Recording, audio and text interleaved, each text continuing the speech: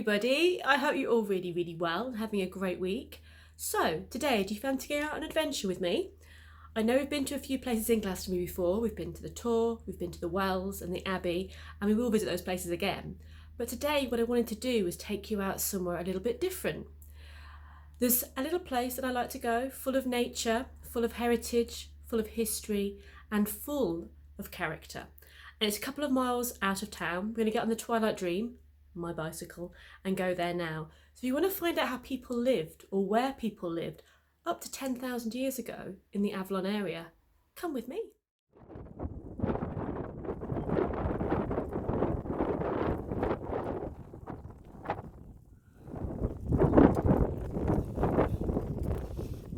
So you don't have to cycle far till you're out of Glastonbury. Can you see the Tor there?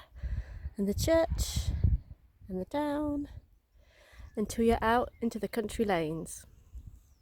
This is a cycle route and also the path to the nature reserve and the marshes.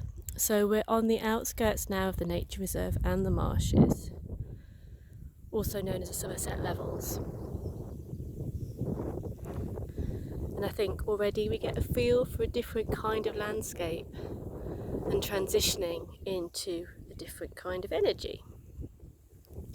So I'm going to cycle on and show you the lovely willows that I love.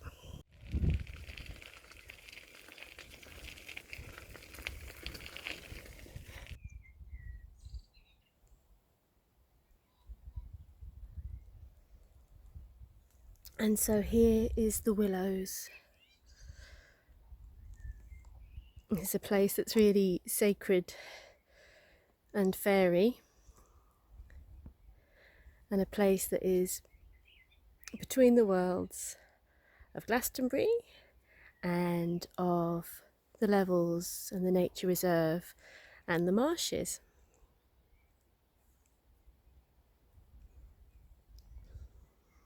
This is where the old railway used to be.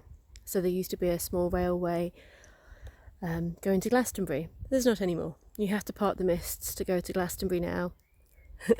Or use your car or your bicycle or a bike or a bus even. But yeah, this is a site of the old railway and I think it's really nice. I think it's a lovely spot, but it is one of those power places in between. It's one of those portals, and I always love cycling or walking or jogging through here, especially on a May day like today, and just listening to the trees and the birds.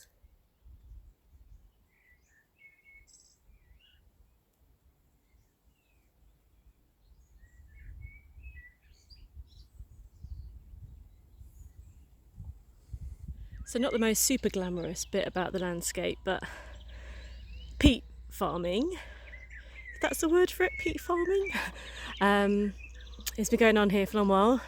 Obviously environmentally a bit of an iffy one, but the reason so many things have been preserved is because of the peat bogs. So the reason so many of the artefacts here from the Iron Age and before, even Neolithic artefacts, they've all been preserved here in this land because of the peat. And the trackways that were discovered, the Neolithic trackways up to 6,000, 7,000, 8,000 years old, were discovered by people mostly when they were accidentally digging for peat. We'll talk more about the tracks in a bit, but it is a part of the landscape here, and not a pretty part, but a kind of working side of Avalon, and why so many things have been preserved and found.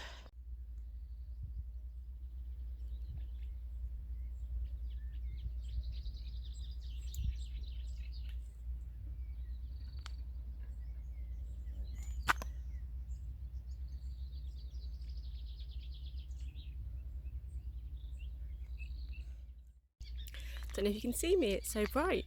But anyway, so we're here now on Ham Wall Nature Reserve. We're just inside. I'll take you to see some of the beautiful parts of this nature reserve. And the Avalon Marshes, as this area is called, is a really special and magical place. And it has been for up to 10,000 years, as I mentioned. We're a few metres above sea level, we're not far, and it can get, basically, if it wasn't for the ditches and the lakes that people have dug, this would be flooded for a lot of the year, and it used to be as well. But the ancestors were clever. They built trackways out of wood, some of them quite ingenious trackways considering they didn't have axes and saws, that crossed the mud and the bogs and the wetland, because they knew that this was a perfect place to hunt, and also maybe they wanted to visit their friends in the neighbouring village. So the ancestors of around 6, 8, 10,000 years ago would have lived on the boggy islands here. They would have lived in these places, and the trackways are preserved, which is amazing. So there's trackways preserved here that are around 8,000 years old, and they show routes people crossed, people walked on, hunted on, met their fellow villagers on.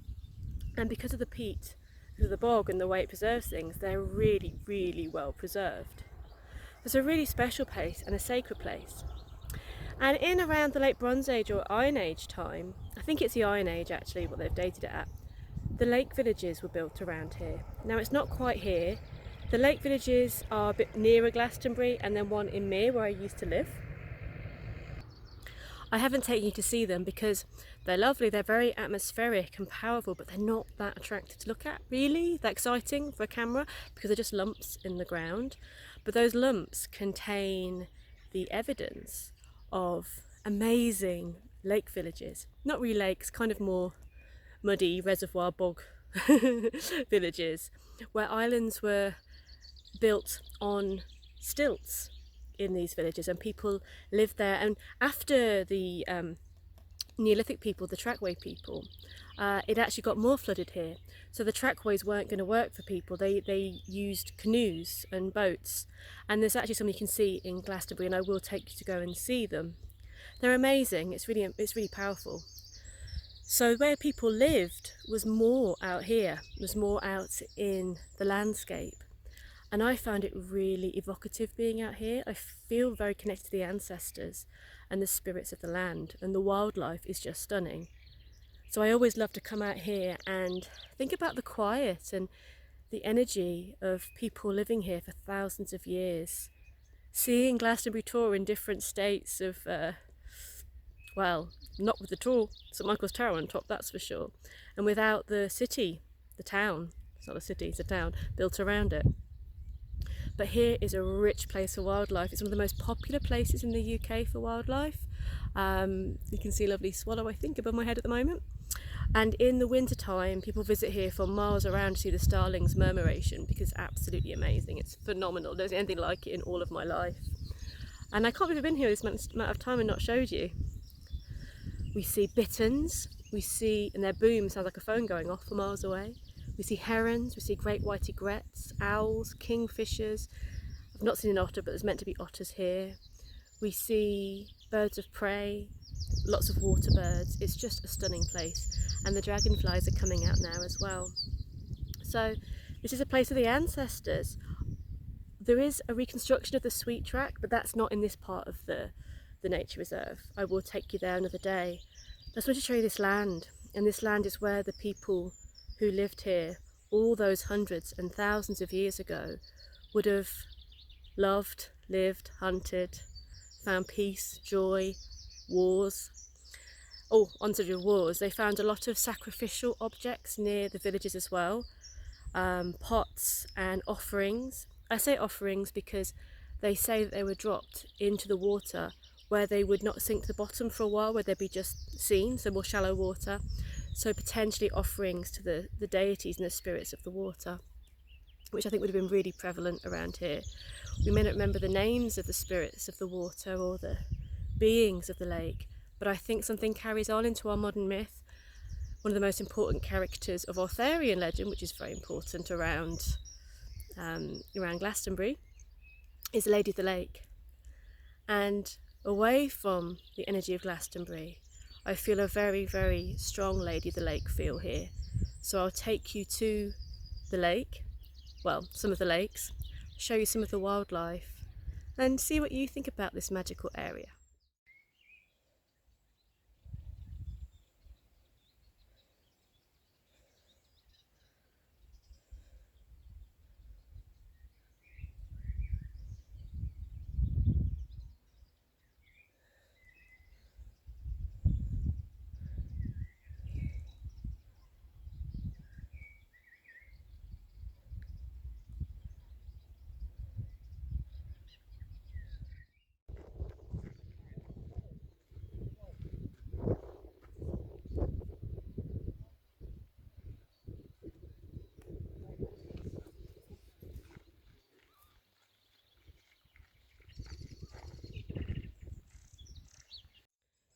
So we're currently watching, well, there was a tawny owl here a minute ago.